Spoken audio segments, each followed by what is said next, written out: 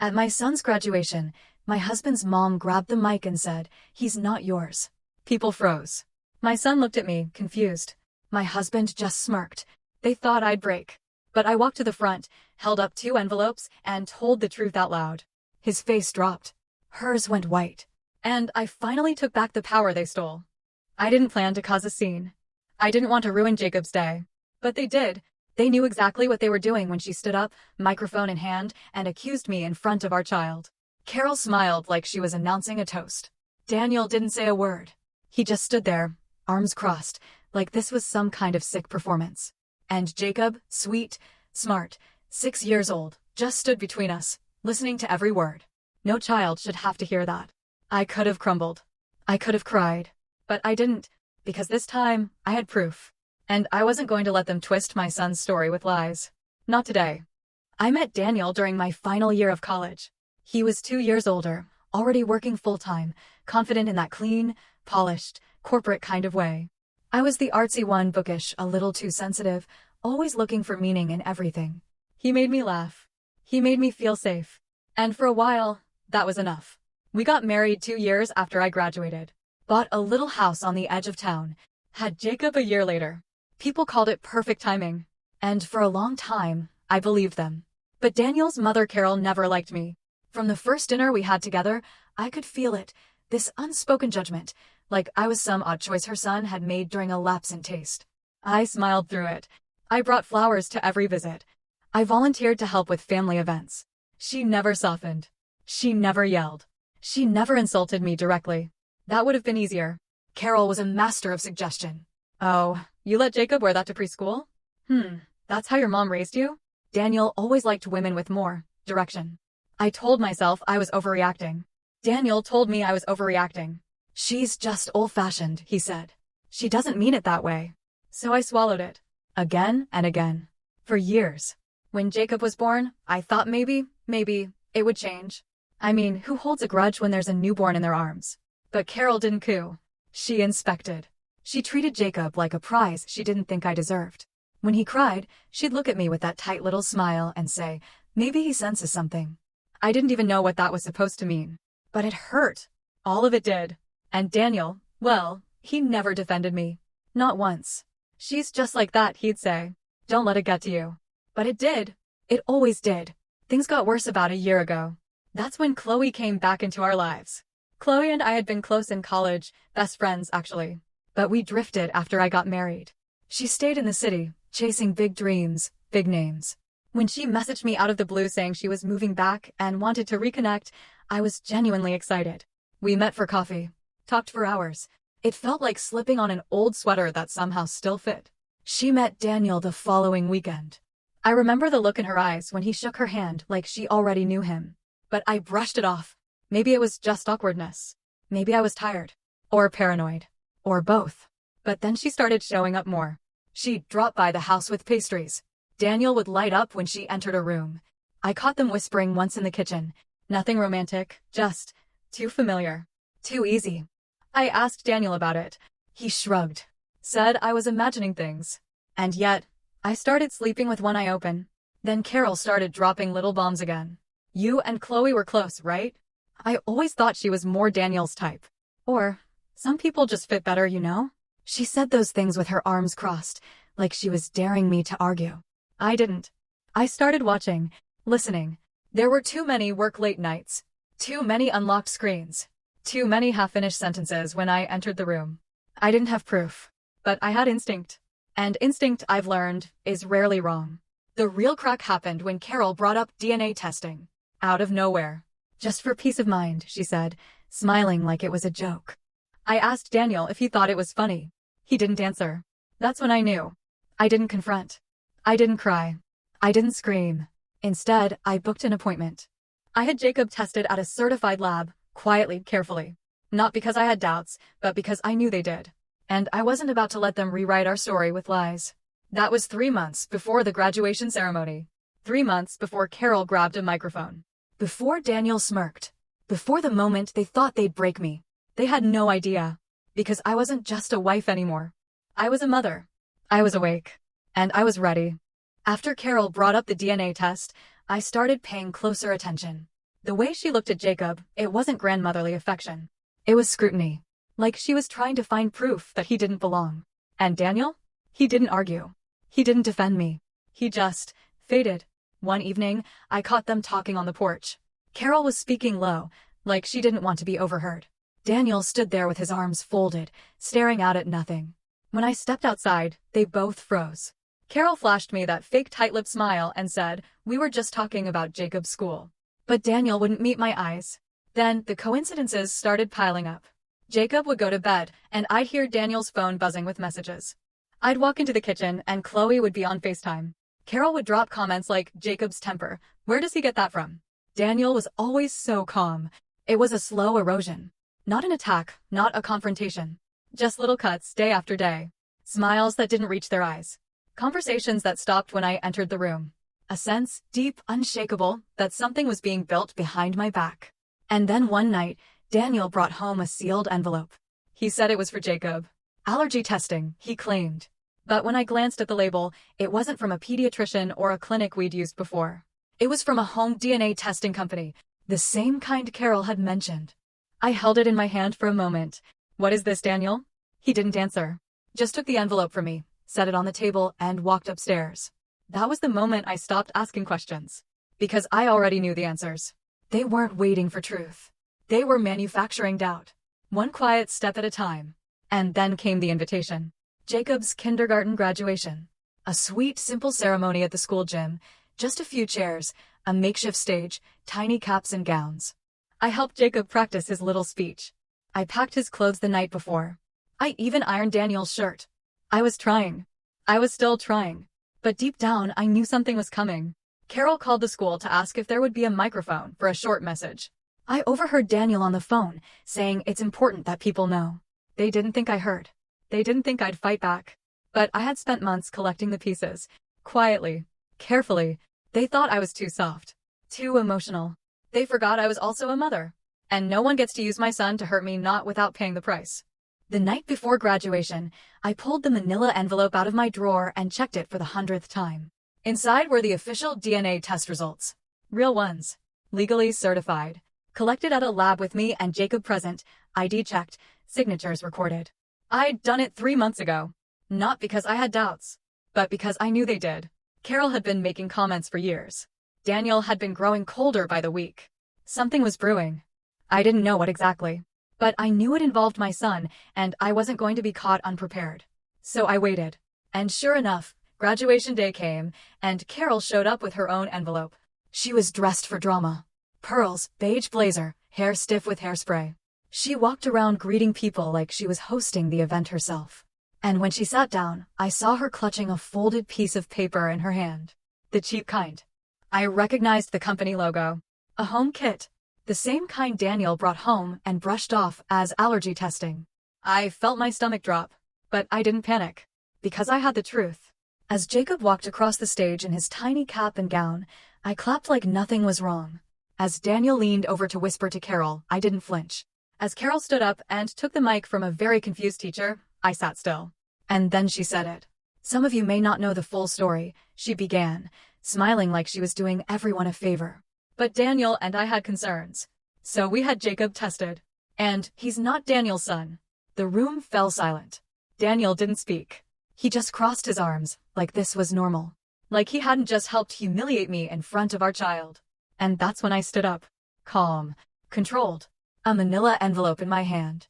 Because I had let them talk long enough. Now it was my turn. I didn't raise my voice. I didn't scream. I didn't cry. I just walked to the front of the room with my envelope in hand and said, "That's funny, Carol. Because I have a test too." She blinked. Daniel shifted in his seat. I could feel every eye in the room watching me. Some were confused. Others uncomfortable. A few already guessing what was coming. I took a breath. Then I held up the paper she'd waved around like a trophy. "This," I said, "is an at-home DNA test. It's not legally admissible. It's not even reliable. You can get these for $20 at a pharmacy and swap samples in your bathroom." Carol's smile twitched. I turned to the guests, teachers, parents, even a few grandparents. "This is not real proof. It's a smear campaign wrapped in cheap science. But lucky for all of you, I brought the real thing." Daniel's face went pale. I opened my envelope and pulled out the results, signed, stamped, and sealed by a certified laboratory. This, I said, holding it up, was done professionally. With supervision. With chain of custody. And guess what? I looked Daniel straight in the eye. Jacob is your son. 99.999%. Silence. Carol opened her mouth, then closed it again. She looked lost, like her brain couldn't compute what just happened. Daniel looked like he wanted to disappear, but I wasn't done. Oh, and since we're already talking about trust, I pulled out my phone. Let's talk about the real reason Daniel's been so distant. Daniel stiffened. Don't, he muttered. I smiled coldly. Too late. I tapped the screen. The audio kicked in first, keys jingling, a door creaking open. Then video. A hotel hallway. Daniel walking into a room with a woman wrapped in a red coat. Her face clear, her arms around his neck. Gasps rippled through the room. One of the moms literally covered her mouth. Daniel lunged for the phone. I stepped back. Sit down, I said, sharp and low. You wanted this public. Now it's public. I pulled up text messages next. Daniel, God, I hate going home to her. Daniel, if she wasn't so boring, I'd have left already. I turned the phone so he could see. So everyone could see. Recognize those? I asked. He didn't answer. He just stood there, fists clenched, face crumbling. Carol finally found her voice. Is this true? Daniel, tell me this isn't true. Daniel muttered something. I didn't care what. Because this wasn't about them anymore. This was about Jacob. I knelt beside him. He was clutching the edge of a chair, eyes wide. I took his hand. You're okay, baby. None of this is your fault. You're perfect and I love you. Always. He nodded, slowly. Like he didn't fully understand, but trusted me anyway. I stood again. And dropped the final match. I already filed for divorce. Daniel flinched. I spoke to my lawyer 2 weeks ago. I have proof of your infidelity. You don't get custody. You don't get the house. And thanks to that prenup your mother insisted on, I looked at Carol. You don't get a dime. Carol gasped. I wasn't done. And your little girlfriend? I asked. She's pregnant, isn't she? Daniel went ghost white. And Carol, her legs buckled. She grabbed the back of a chair to steady herself. The room exploded. Murmurs, gasps, someone actually cursed under their breath. Daniel tried to speak, but I cut him off. You tried to humiliate me, I said. In front of our son. You lied, manipulated, cheated, and now you've lost everything. I turned to Carol. You helped him. You tried to erase me. Congratulations. You erased yourselves. And then I smiled. A real one. For the first time in years. Because I wasn't broken. I was finally free. Carol staggered back like I'd slapped her. Her hand went to her chest. Her eyes darted between Daniel and me, panicked, desperate for a lie to cling to. But Daniel just stood there. Silent. And that silence was everything. You idiot, she finally hissed at him. You absolute, stupid, pathetic idiot. He flinched like the words hit him physically.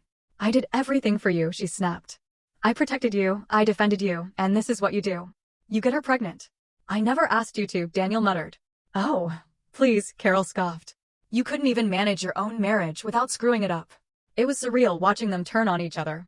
Two people who had spent years pretending I was the problem, now tearing each other apart in front of a room full of people. Their perfect little mask shattered. And I just stood there, holding my son's hand, watching it burn. I only did what I did because you were weak, she spat at him. If you had been a man and left her, none of this would have happened. If you hadn't treated her like garbage, I wouldn't have felt trapped, he shot back. Their voices were getting louder, angrier. Guests started backing away. A teacher tried to calm things down, but no one was listening anymore. Carol's voice cracked. You threw everything away for a fling? Daniel yelled back, at least she didn't try to control every part of my life. It kept going. Words flying. Accusations hurled like knives. All while our 6-year-old stood quietly at my side, gripping my fingers like they were his anchor. And then he tugged on my sleeve. I looked down. His eyes were wide. His little face pale. Mommy, he whispered. Can we go home now? That was it.